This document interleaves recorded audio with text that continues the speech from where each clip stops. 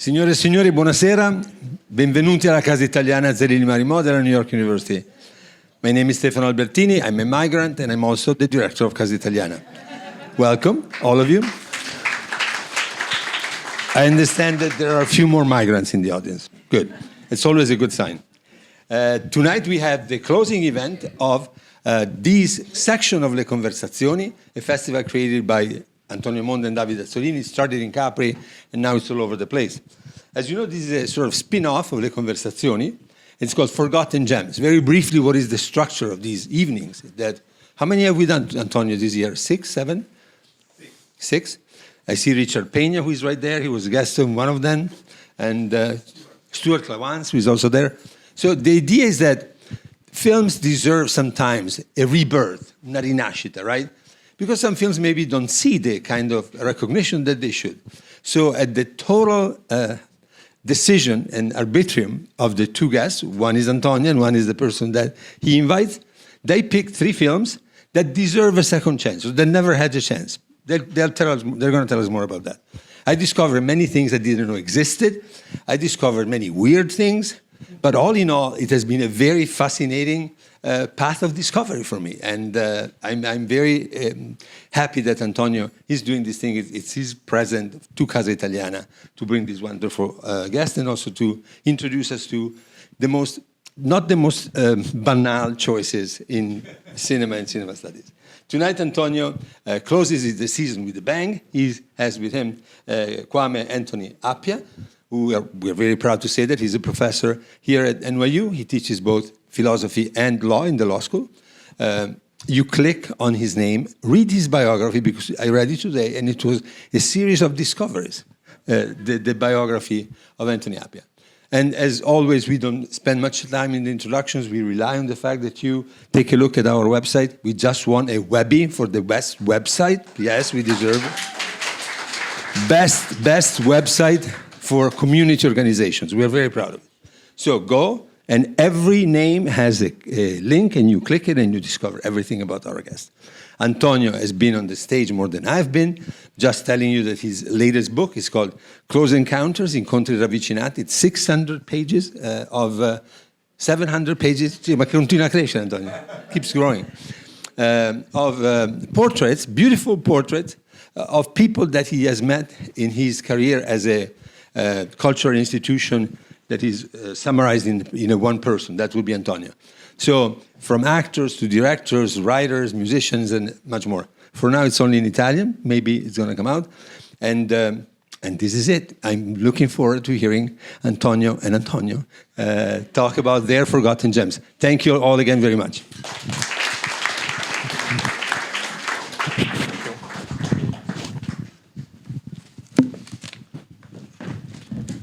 Benvenuti, welcome back to Le Conversazioni. I'm very honored to have Anthony Appiah with me. We have an extremely rich program, and I want to anticipate that one of my 3 choices is not forgotten at all. It's quite famous, but I love it so much. So why don't we start with Anthony Appiah's first choice? Do you want to say something, or we shall? So it's Le Monda or Mandabi. It's actually in Wolof. It's a Anthony, if you can. It's a Senegalese film made by Ousmane Sembene.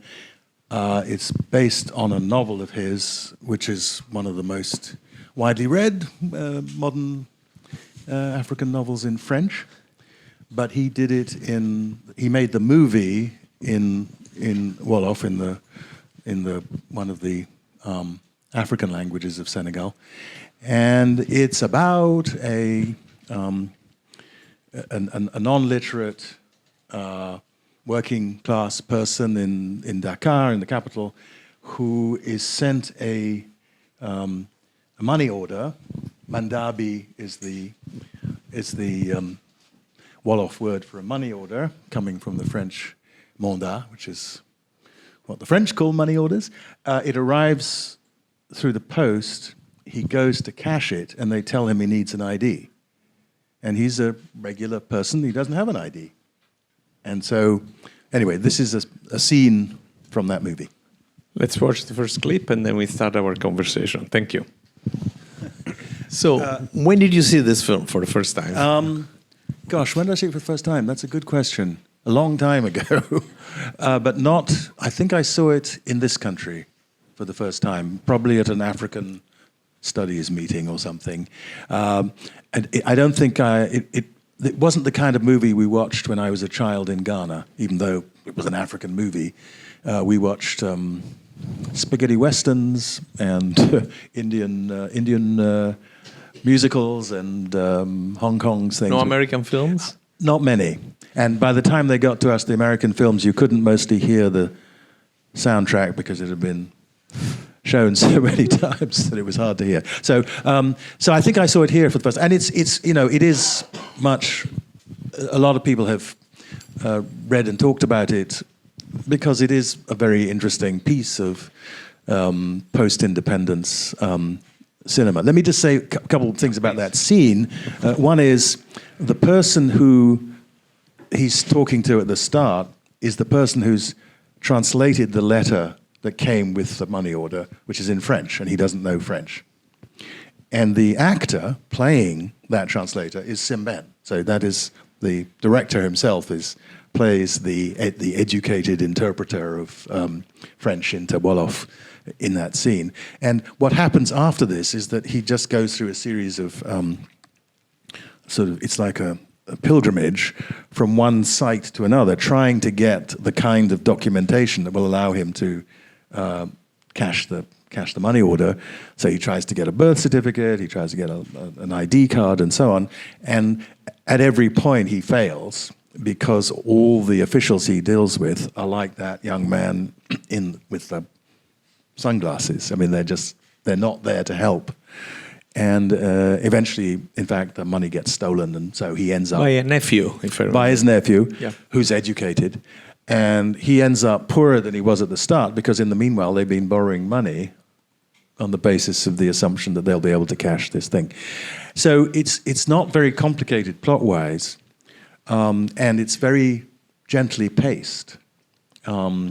So when he goes from that office to try and find the birth certificate, he tries first to get the ID, then they tell him to get the ID, he needs a birth certificate, and you follow him sort of walking through the streets from one thing to the other, and you can see he's a very dignified person, but he's sort of a person whose dignity is connected with the old way of doing things, and he doesn't belong in this post-colonial world where you have to speak French. He has to take a friend along who speaks French, even though the other officials, in fact, speak Wolof. They end up insisting on speaking to him in French and so on.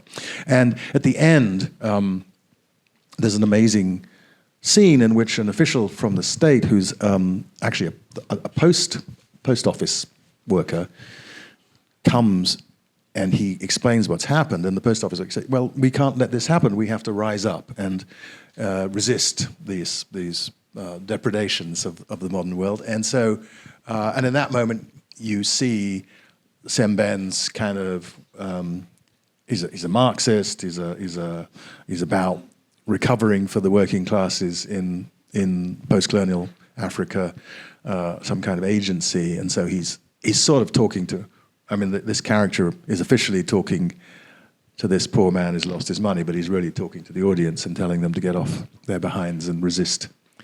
So, and that's how it goes.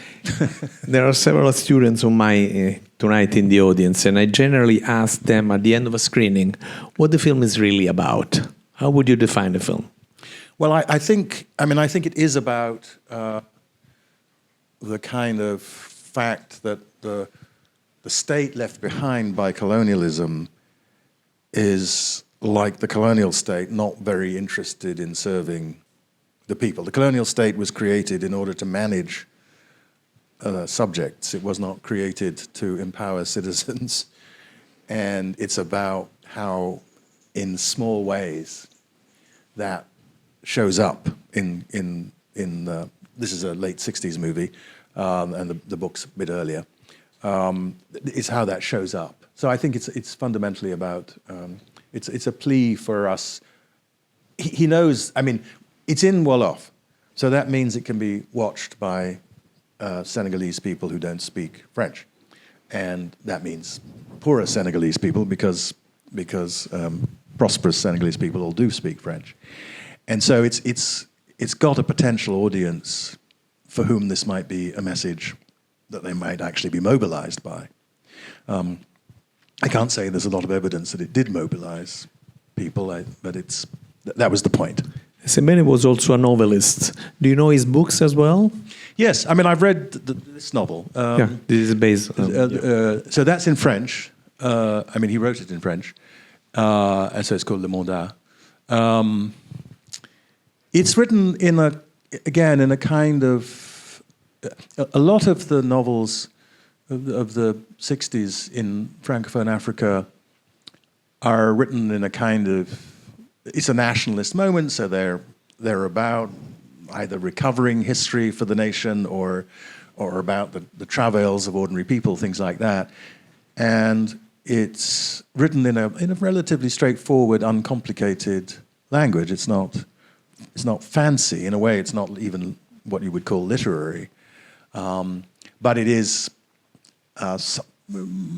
so it's moderately accessible, but again, not really properly accessible to Senegalese people who haven't got French. You mentioned before the pace, which is quite unique, Yes. quite, let's say, even slow.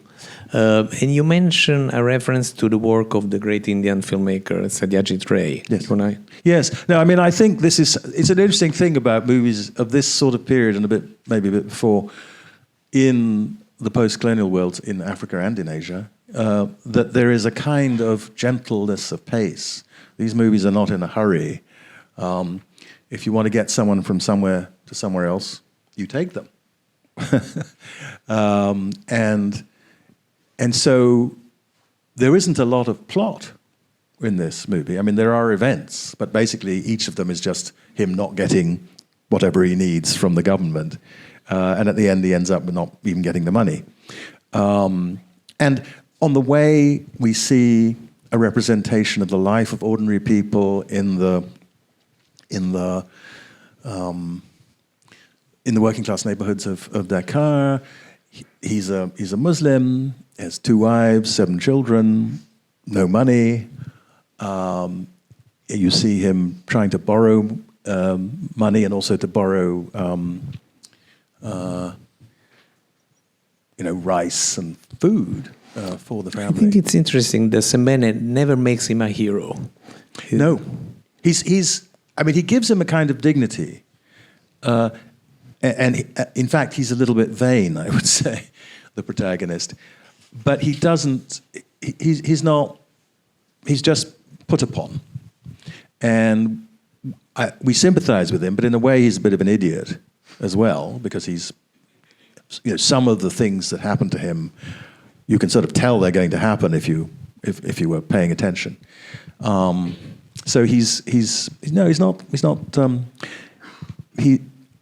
there is a celebration of the kind of life of ordinary people in the city. You see a lot of that. And you see that they're all struggling because they don't have enough money. And so when any possibility of money appears, people all gather around to borrow from him and so on. So it's I think if you were just interested in a little bit of a sense of what life is like in Dakar in the late 20th century, that'd be a great movie to watch for that reason. But it is motivated, as I say, by this political desire, and at the end, it's pretty political in the way it addresses us. Okay, let's go to my first choice. I want to tell to my Italian friends, it's very famous in Italy, not here. Let's watch it. It's difficult to beat Anna Magnani. Yes. Even in Italy, where this film is quite popular, if you ask a Visconti film, everybody will name The Leopard, Sense, or maybe Rocco and His Brothers.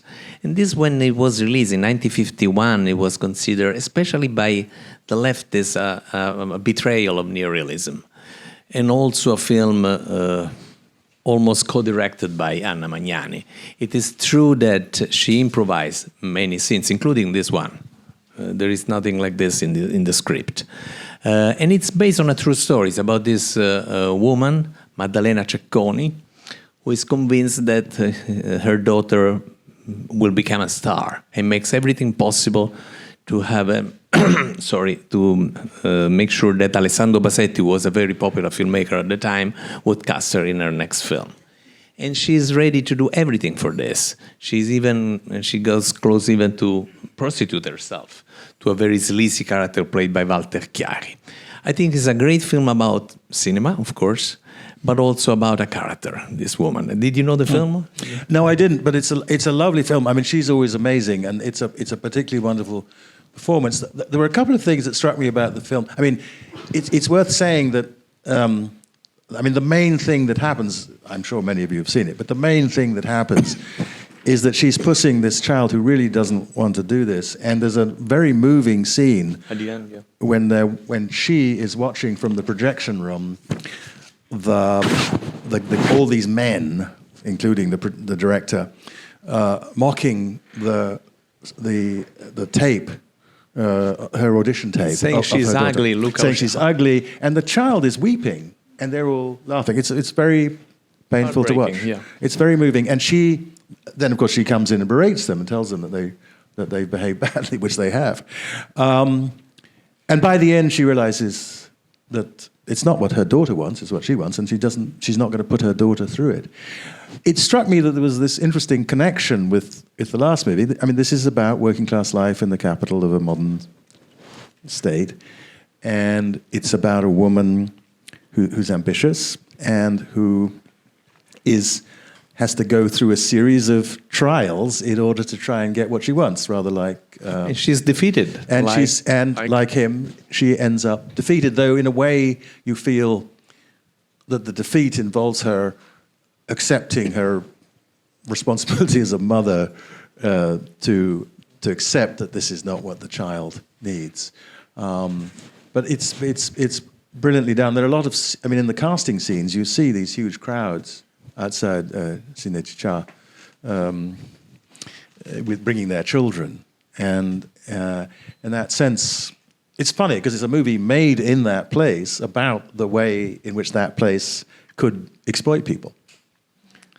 So and the other thing, that's one thing that struck me. But the other amazing thing that I hadn't thought about very much in relation to Visconti is how many scenes in this movie depend upon the fact that he uses a mirror to allow you to see both sides of a conversation, to see both the back of the head of the character who's being talked to, but also the front in the mirror.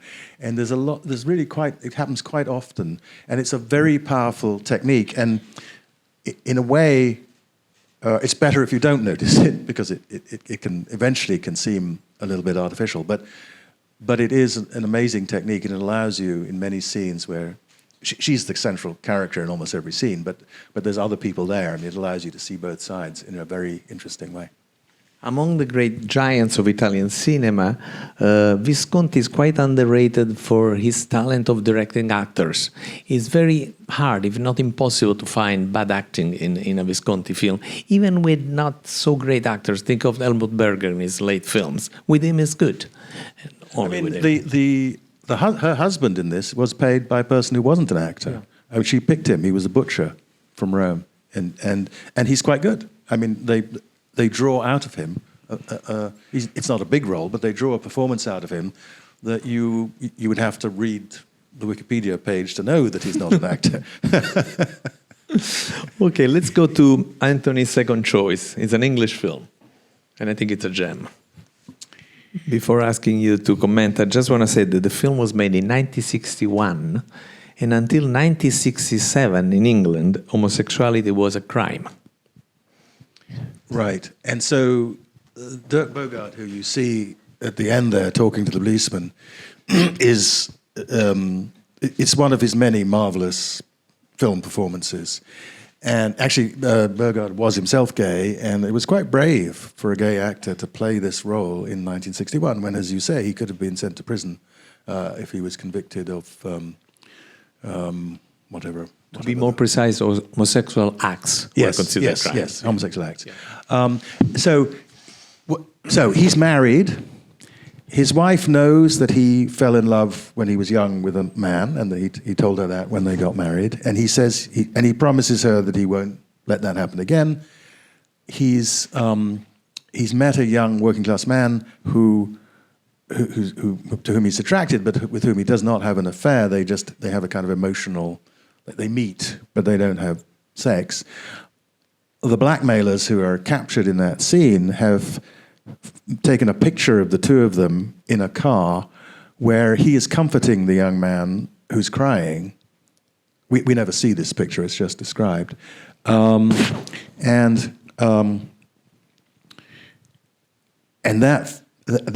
two people use that picture to blackmail the young man. They don't blackmail the Dirk Bogarde character, who's a Queen's Counsel and a lawyer and married and hasn't actually done anything criminal.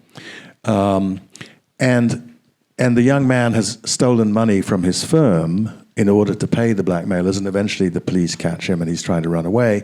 And he keeps calling Bogarde, and Bogarde thinks he's trying to blackmail him, so he doesn't answer the phone. And the young man is captured, and while in prison, he commits suicide, he dies. And at that point, there's some evidence of his connection to the Bogarde character, and so he's summoned to the police station, and he tells them, more or less what's happened.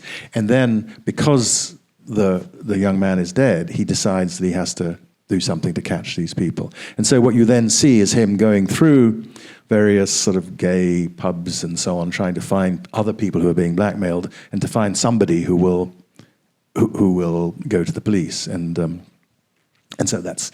And all the time he has his wife at some point finds out what's happened, and they have these very powerful scenes together where...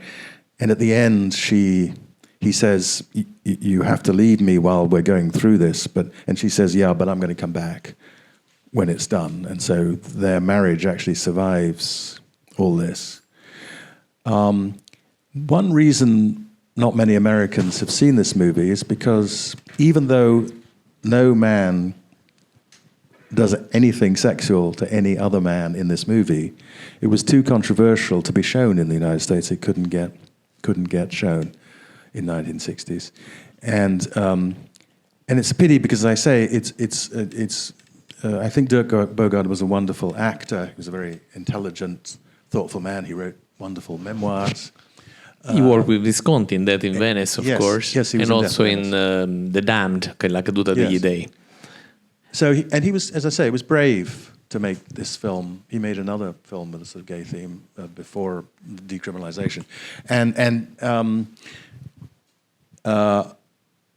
I would urge you to see it just because of I think the most beautiful scenes are the scenes between him and his wife, where they're trying to understand what's happening to them. And he knows that once he goes to the police, his career, he's going to be a Queen's Counsel, which is the kind of highest barrister you can be in England. And he knows that's all going to go, not because he's going to be charged with anything, but because simply having a reputation for being homosexual is going to make it impossible for him to continue to work as a lawyer. The director, Basil Dearden, what do you think is his point of view? Is sympathetic towards it? Yes, I think probably the reason it couldn't be shown here is because it is too sympathetic. That remark about the blackmailer's charter in the mouth of a policeman who's basically saying, I don't like to have to get involved in this stuff, but it's because of the way the law is. That's a kind of... And that argument was a very important part of the argument that led to decriminalization. I mean, we were talking about this earlier, but of course, in much of Europe, homosexuality was decriminalized by Napoleon. So this whole period in England, which went through until 1967, when you could be sent to prison, as Oscar Wilde was in the 19th century, and people were, and so it was a. I remember actually, I was 1967. I was 13, but and I was in England, and in that Parliament, they legalized abortion, decriminalized homosexuality, and abolished capital punishment. And in each case, it was not done by the government. It was done by a private bill driven by one person, a man called Leo Appiah, who was a lawyer and a Labour MP for a mining community in Wales. And he fought very hard for the working people of that mining community, and in return they let him do these things that they probably didn't necessarily approve of, but he got it all through. So there was an extraordinary period of liberal reform in Britain in the mid-60s, and that changed the situation so that after 1967 you couldn't make this movie. And talking about controversy and contradictions, definitely Napoleon legalized homosexuality, but he brought back slavery in France. Yes. Which is and you know, not the Napoleonic Code didn't survive everywhere, so there were other places in Europe where there was criminalization, but still, it's a very interesting. And by the way, I mean, this is just weird legal history. Sex between women was never criminal in England. Allegedly, because when Queen Victoria was asked to sign the bill which criminalized both, she struck that out and said, women don't do that. I don't know if that's true. It's a nice story. I have also a funny anecdote. Dick Bogart, who wrote part of the dialogues, in particular this scene, once was approached by Michael Cimino to play a role in the Sicilian, a terrible film based on Salvatore Giuliano. And Cimino asked him to play a Sicilian prince. And Dirk Bogart's response was, dear Michael, how can you ask a queen to play a prince? Let's go now to my second choice, which is another English film, actually. The film is The Dresser, 1983, by Peter Yates. Maybe it's not a work of art. Maybe it's not even a great film, but there are so many great things in it. First of all, the acting, Tom Courtenay, of course, Albert Finney. Peter Yates, I think, is an unsung hero. He made beautiful films like The Friends of Eddie Cole, or even the most famous Bullet, or Breaking Away, English filmmaker. And it's a great story of friendship, of loyalty, between two very flawed characters. Yes. It's based on a true story. The real actor's name was Sir Donald Wolfett. I'm very moved by the loyalty between the two. Yes. And they cannot survive or live without the other. Although they attack each other all the times, and they struggle, they fight, but they live because the other is there. Yeah. I mean, one of the great challenges of this thing, as I think one can tell, starts out as a play. I mean, with these actors. These actors did the stage version, and it's very hard to play someone who's overacting. Yes, because you see, he's not a great actor; he's a ham actor. He's a ham, yeah. But he has to be a convincing ham, and there has to be. You have to understand why. The audiences are coming to watch this guy, and Donald Wolfett was a bit of a ham. Famous for King Lear, I understand. Yes, yes, and for the play that we see him putting on in the course of the movie. I guess we're allowed spoilers here, so it's his last performance. He dies at the end of it, backstage. But and then there's this amazing relationship between him and his dresser, the guy who's preparing him to get on stage, who helps him with his makeup and his costumes and so on, who's a gay man who is kind of obsessed with him, and also quite theatrical, but not himself someone who would want to be on stage. And this is about as close to it as he can get. And they have this very close interdependence, and so at various points. You see that this great actor needs his dresser. He doesn't need his wife. I mean, his wife is playing in the performance, but what he needs is this person who's basically devoted his life to making this guy's career possible. Did you know the film? I did, yes, and I've always loved both. I mean, they're both wonderful actors, and I think and this brings out what's great about. Both of them. I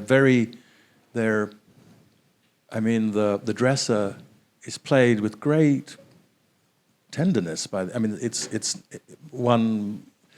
He's a bit trying. Absolutely. But nevertheless, you feel that the actor wants you to get inside his skin and love him.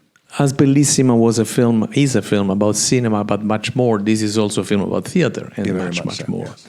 Let's go. Sorry. And about it can be hard to make movies about stage performances. This one's very interesting because though you do see that scene on the stage there, most of it is going on backstage, and we don't actually see much of we hear bits of the Lear, but we don't actually see much of it. And I think that's the right decision. Thank you. Let's go now to your final choice, a German film. Great line. Why did you pick this film?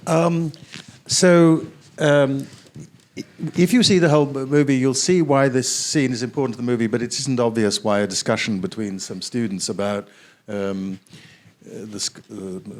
square root of a negative number could be important. But let me just say a little bit about... So Musil, who wrote the book that this film is based on, was a philosopher. He had a PhD in philosophy. He wrote a doctoral dissertation in the philosophy of physics about Ernst Mach, which about the work that led in the end to the theory of relativity. So he was a very gifted mathematician and philosopher himself. And there were, at the time, a lot of discussions about how one could use these imaginary numbers, because it's not clear how they can be a square root of -1, since if you square something, you always get a positive number, right? -2 squared is 4. And 2 squared is also 4. So how can there be the square root of a negative number? And this young man, unlike the others who just accept it, he just doesn't like this. He thinks this is a problem. And what you see is that the serious problem in the movie, which is that his friends are very, very cruel to another boy in the school who they end up... a sadist. They're basically sadists. And what's interesting about Törless is that he treats the puzzle about their sadism as another intellectual puzzle. How can this be? It's not that he's not exactly appalled by it. He wants to understand it. And at the end of the movie, when he sort of does understand it, he decides to leave the school. And his family is understanding, and they let him go. So what you see is this person who's a little bit distanced from the world around him, in an environment which has all this sadism and cruelty. And of course, for us, looking back to an early 20th century episode in a German boys' school, we're bound to think about what came later. And there is a kind of sort of fascism, spiritual fascism among these boys, and in the whole system that they're being taught in. There is a famous book by Sigmund Krakauer, From Caligari to Hitler, where basically he says that all the great expressionist film forecast Hitler. Would it be a stretch to consider even the book, although it was written in 1906, 25 years before Hitler, somehow anticipates the horror? I mean, I think perhaps not the Holocaust, but it does capture something about something that was going on in German culture, which was a kind of taste for authoritarianism and a kind of vision of manhood as violent and cruel, and there are scenes in the movie with a sex worker in the local town who's not treated very well by the boys either. So I think that it's so hard. I mean, one doesn't want to. It's so hard not to read German culture backwards because of what happened in the mid-20th century, and it's maybe. But I do think that there is something. It's really there, that sense of this culture of masculine cruelty, and of course Musil is against it. I mean, because he wants, in the end, he pulls Törless out of it. Would you consider a coming-of-age story? Yes, it is. Though he's a very odd character because he's not. He has this, as I say, there's a sense in which he's distant from his own life, so that when these horrible things are going on, he doesn't respond to them with horror. Now, the others don't respond with horror because they're participating in it and they are having a good time. He's not enjoying it either. He's just sort of watching it and puzzled by it.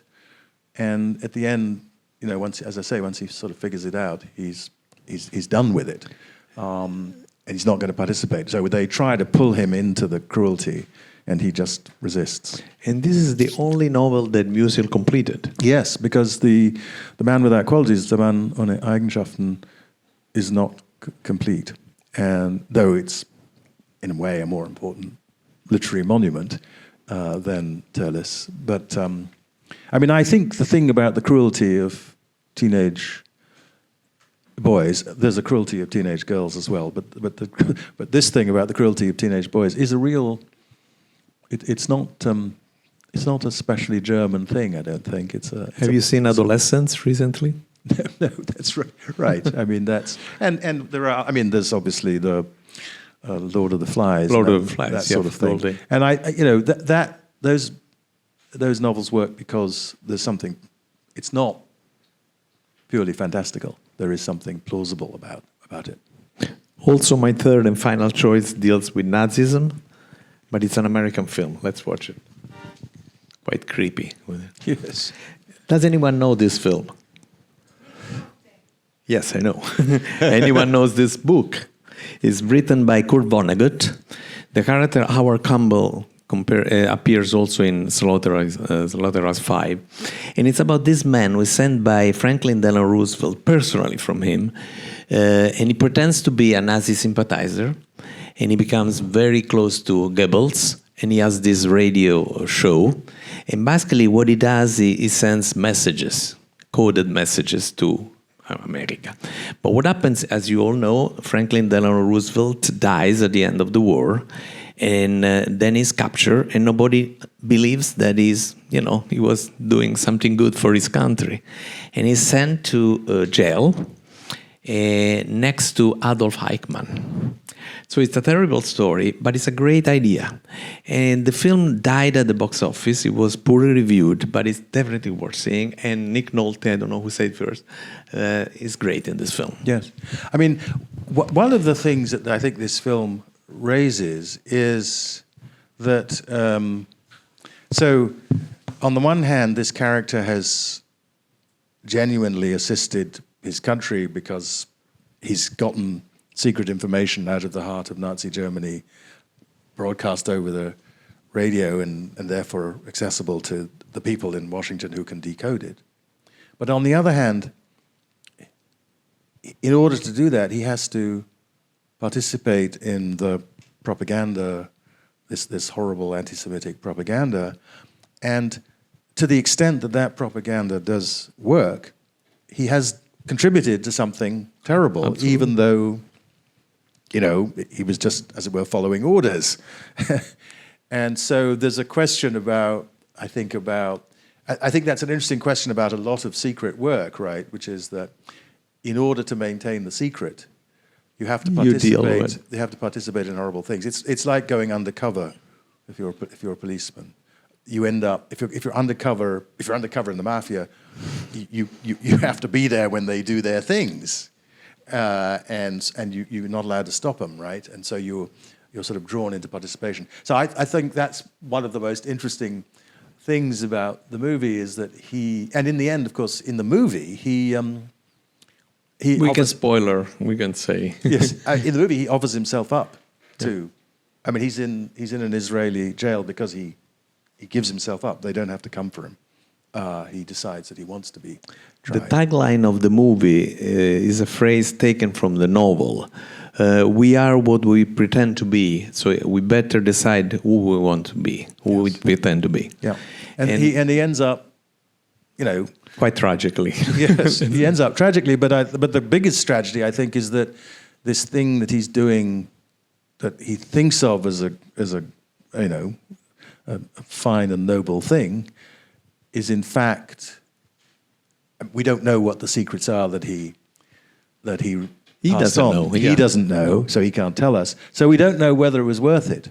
I having watched this movie last week, I looked up to see about the various people who broadcast from Germany. There was a real character. There's a real character. There's an American, but there was also a man who had a British accent. I say he's a man with a British accent because he was in fact Irish, but so he wasn't a British subject. But he was executed by the British after the war because of his Lord Ho-Ho. Lord Ho-Ho. Yes. And the character's name, the real one, I have it somewhere. But what's interesting is, neither of us was around. I wonder how effective any of that was. I mean, the argument about Lord Ho-Ho was that because he revealed real facts about what had happened to Allied soldiers behind the German lines, people did listen to him, and that in fact pushed the Allies to be more candid about what was going on, and so it did affect the behavior of the Allies. And I don't know whether that's true. And I'm just, it's one hypothesis. But what's interesting to think about these things is that it's very painful to listen to what he's saying. Absolutely. Right? It's horrible, horrible stuff. But you wonder, isn't it so horrible that probably it wouldn't have had much impact? I don't know.